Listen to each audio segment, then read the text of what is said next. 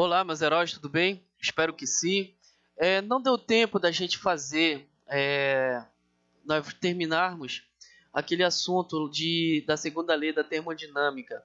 Então, eu resolvi gravar esse vídeo aqui para a gente terminar de forma bem interativa e para vocês terem condições de fazer as questões da sua prova, tá ok? Então, vamos só diminuir aqui. Vamos só diminuir aqui. Bem-vindos à Física Fabulosa. Não é essa parte? Sim. Nós vimos a respeito dos processos reversíveis e irreversíveis dentro da sala. Então, vou passar rapidinho aqui. Vimos que as causas de irreversibilidade têm a ver com atrito, tem a ver com a expansão não resistida e tem a ver também com a troca de calor com diferença finita de temperatura. Nós vimos isso daí. Nós vimos também que o copo quebrado ele é um tipo de processo irreversível, não tem como voltar. Depois que o copo quebrou, não tem como voltar. E vimos também que o processo reversível, como exemplo, temos aqui essa moça, que ela vai, ela volta, ela vai, ela volta, e se não tivesse a resistência do ar, ela permaneceria nesse movimento de vai e vem durante um tempo indeterminado. Vimos também a respeito da transformação quase estática, tá? Vimos também da transformação quase estática. Nós vimos esses exemplos aqui, colocando areia, tá ok? Transformação quase estática. Nós vimos aqui, só estou passando para o vídeo não se tornar muito extenso. Paramos aqui. Máquinas térmicas. São dispositivos que convertem energia térmica em trabalho mecânico. Então, o principal objetivo da termodinâmica em séculos passados era justamente como fazer com que a máquina térmica tivesse um rendimento maior, uma eficiência maior. Então, os físicos estudaram muito e fizeram algumas leis, pensaram em alguns princípios, certo? E veio e surgiram várias invenções. A primeira máquina térmica que se tem notícia foi criada na antiguidade pelo inventor grego Heron.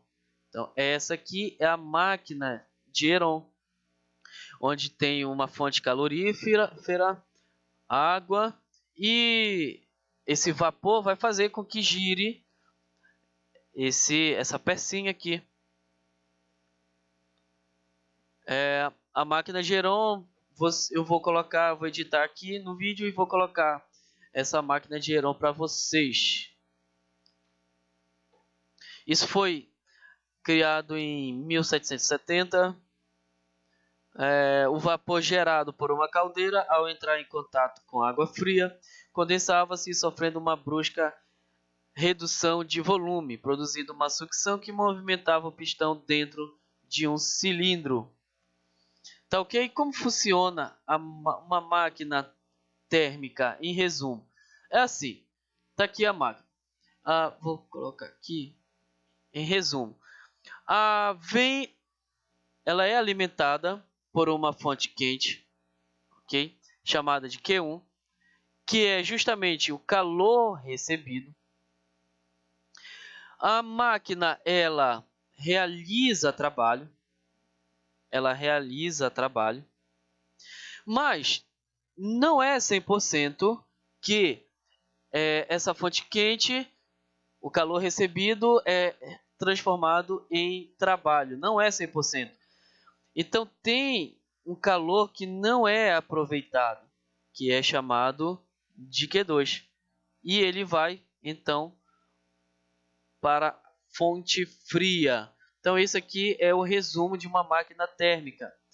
A máquina retira calor da fonte quente, ok? Energia total disponível por ciclo, transforma em uma parte em trabalho mecânico, que é energia útil por ciclo, e o restante é rejeitado para a fonte fria, não aproveitada. Considerando que nenhuma energia seja perdida, então podemos escrever a seguinte coisa. Isso daqui vem de onde? Vem do esqueminha aqui da máquina térmica. Esse trabalho vai ser a diferença entre o calor recebido e o calor perdido para a fonte fria, o calor rejeitado para a fonte fria. Então, o trabalho vai ser essa diferença aí, o Q1 menos Q2. Lembrando que Q1 é a fonte quente, Q2 é fonte fria. Entra aí o conceito de rendimento. O rendimento de qualquer processo físico pode ser dado pela energia útil dividido pela energia total. Então, conforme nós vimos lá no estudo da mecânica, quando estudamos potência, o que é a potência?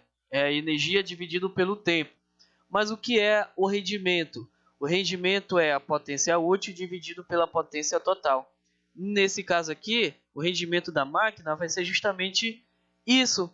Vai ser a energia utilizada dividido pela energia total. Então, aplicado a expressão para uma máquina térmica, nós temos o seguinte: rendimento, essa letra grega chamada de Ni, vai ser a relação entre o que eu utilizo na máquina, o que eu preciso, o que me interessa numa máquina. O que me interessa é o trabalho. E qual é a quantidade de calor total? A quantidade de calor total vai ser o calor recebido. Então, por isso que a energia útil é em forma de trabalho e a energia total é a quantidade de calor. Ou então, essa relação aqui que entra a quantidade de calor da fonte fria dividido pela quantidade de calor da fonte quente. 1 menos essa relação aqui. 1 menos esse quociente. O rendimento é adimensional. Vamos tirar aqui. O rendimento é adimensional, ou seja, não tem dimensão, não tem unidade. E pode ser expresso em porcentagem. Tá? Então, vocês vão ver em algumas questões lá que o rendimento vai ser em porcentagem. Nas tuas questões do Enem, eu gosto muito dessas questões de porcentagem, de envolver rendimento em porcentagem. Ciclo de Carnot. O físico francês Sadi Carnot mostrou que o rendimento de uma máquina térmica está intimamente ligado ao tipo de ciclo no qual a máquina opera. Então vamos devagar aqui, vamos devagar. Carnot mostrou o seguinte: o rendimento de uma máquina térmica está intimamente ligado ao quê? Ao tipo de ciclo no qual a máquina opera. E este rendimento é máximo se o ciclo for composto de duas transformações adiabáticas. Transformações adiabáticas são aquelas que não há transferência de calor para o meio externo. Não há troca de calor entre o meio externo.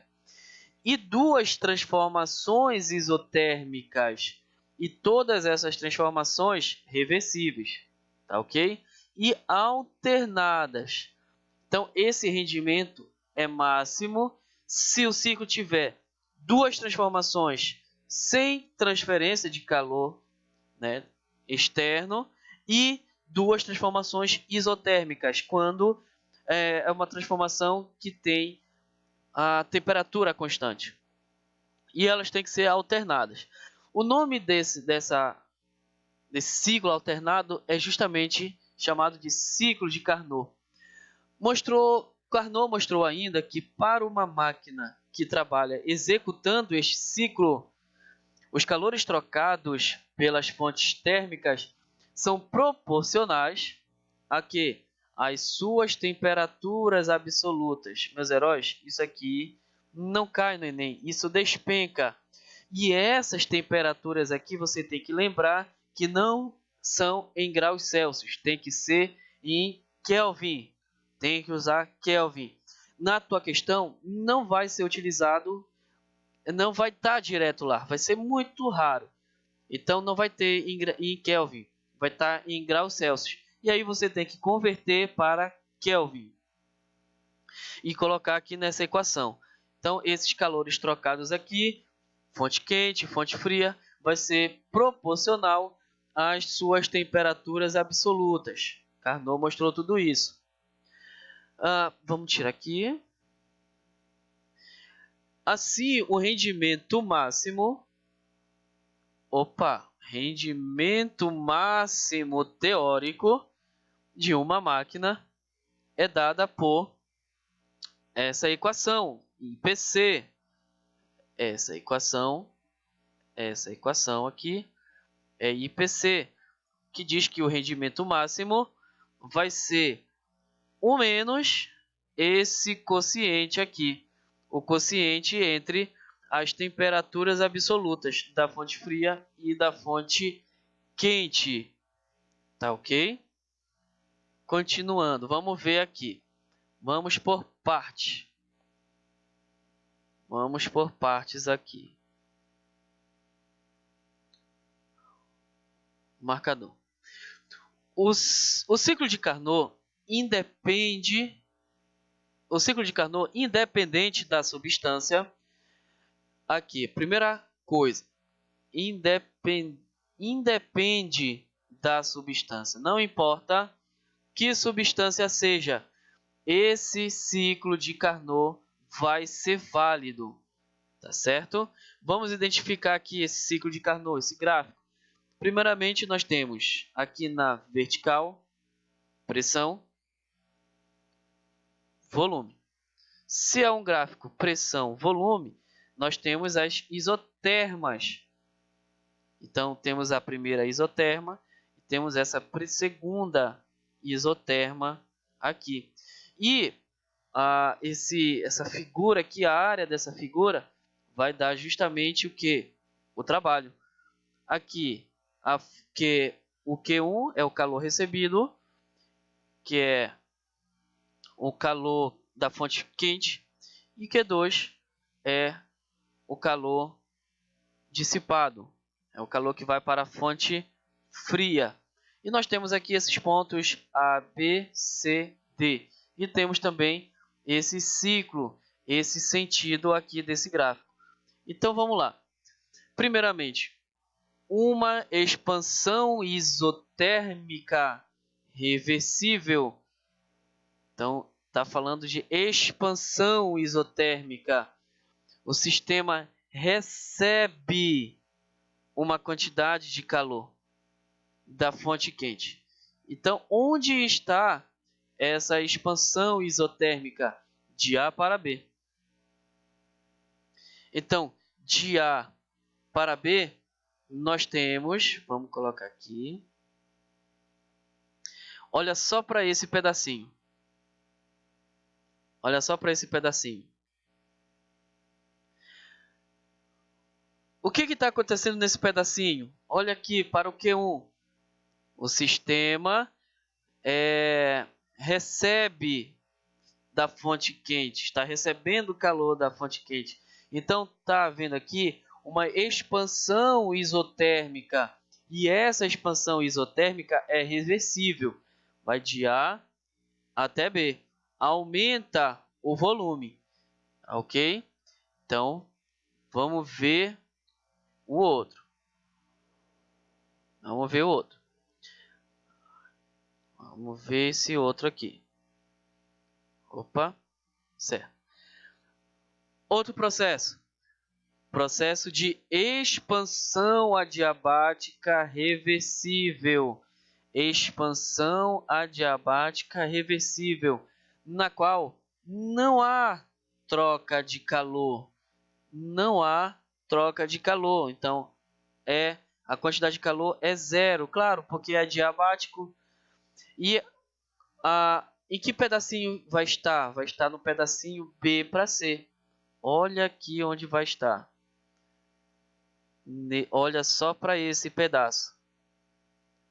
Nesse pedaço tem Q1? Não. Tem Q2? Não. Tem algum tipo de Q? Não. Então, aqui é uma expansão, porque daqui para cá aumenta o volume.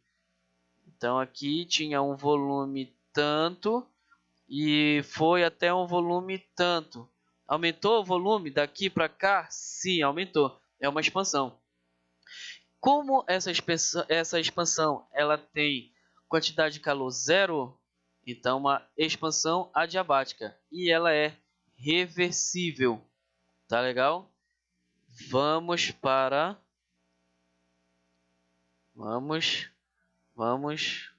outro processo.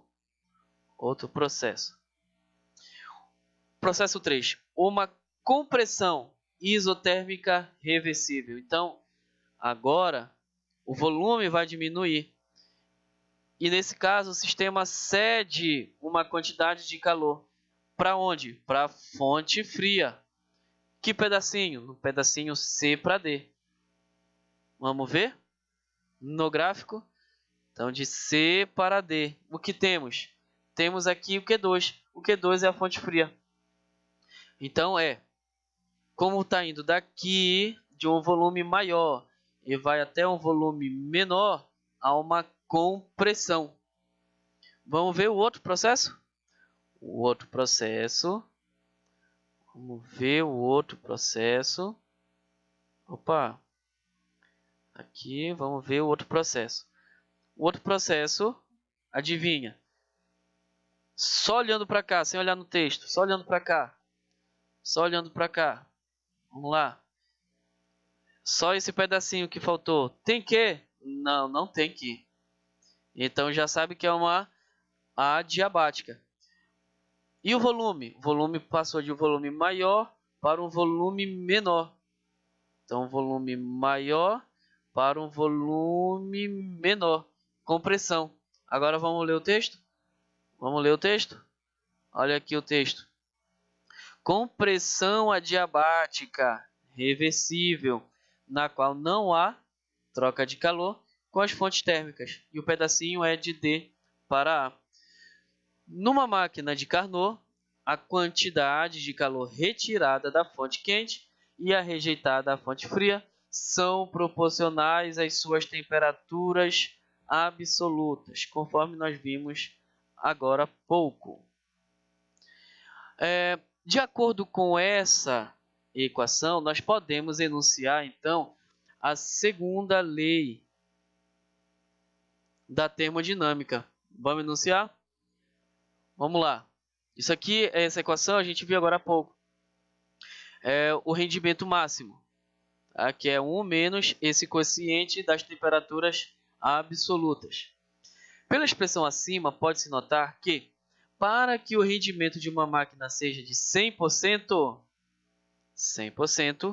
esse rendimento tem que ser igual a 1, é necessário que a temperatura da fonte fria, ou seja, T2, corresponda ao zero absoluto. Então, olhando matematicamente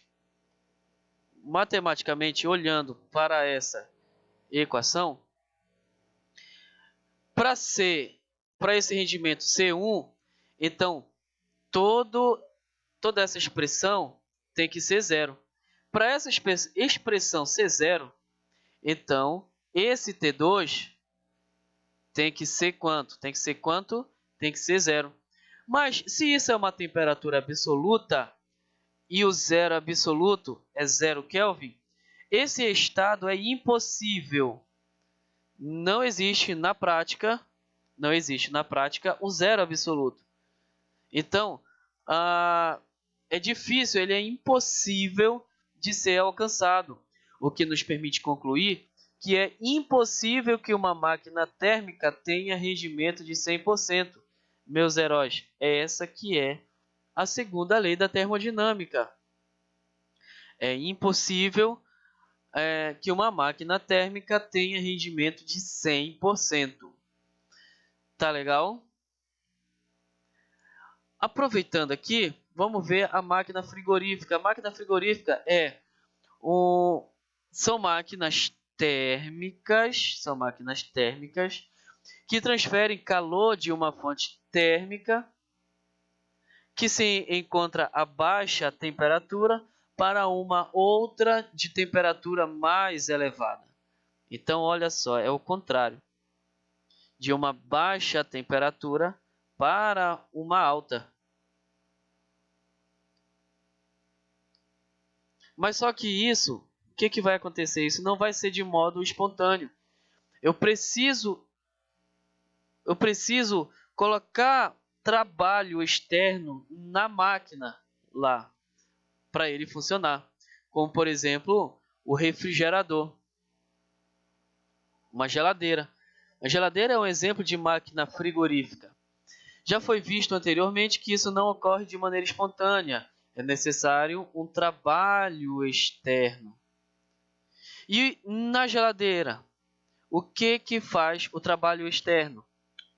O que faz o trabalho externo?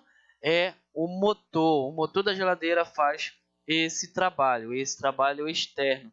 Então ele retira calor do interior, ele retira calor e joga para onde? Para onde que joga o calor de dentro de lá da geladeira, do congelador? Para onde que vai? Vai para a grade lá da geladeira. Enquanto a máquina fria a fonte fria está localizada no espaço que se quer refrigerar, retirando o calor. Onde eu quero retirar o calor? Lá do congelador. E lá que está a fonte fria. Enquanto a fonte quente corresponde ao meio para onde a energia é rejeitada, ou seja, aquela grade lá de trás da sua geladeira. Aqui um esqueminha, para você não esquecer. A máquina frigorífica retira calor da fonte fria. Ele retira, nós fazemos aqui como Q2. E a energia rejeitada é Q1 da fonte quente. E eu realizo trabalho para retirar calor da fonte fria, porque isso não é de modo espontâneo. Tá legal? Não é feito de modo espontâneo. Desse modo, a energia sob a forma de calor que é transferida para a fonte quente é igual à soma da energia sob a forma de calor retirada da fonte fria.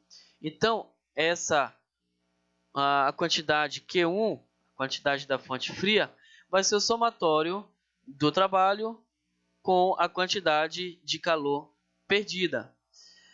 Agora, a gente fala em eficiência. Numa máquina frigorífica, nós falamos em eficiência. A eficiência de uma máquina frigorífica é tanto maior quanto maior for a quantidade de energia sob a forma de calor para retirar da fonte fria. Ou seja, a máquina fria é mais eficiente quando eu consigo retirar de modo eficiente o calor da fonte fria.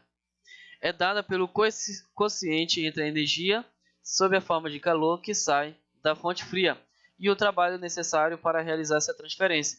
Então, lá na máquina térmica, enquanto nós trabalhamos com rendimento, aqui na máquina frigorífica nós trabalhamos com eficiência.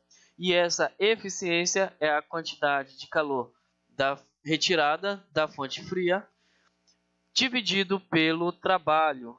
Tá? E esse símbolo é essa letra grega chamada de epsilon. Então, meus heróis, é só isso. O assunto é bem pouquinho. Eu tenho certeza que com essa explicação aí, você vai ter condições de fazer a sua prova, as questões da sua prova. Qualquer dúvida pode entrar em contato no meu WhatsApp, tá disponível aí para vocês. Tá legal? Até a próxima!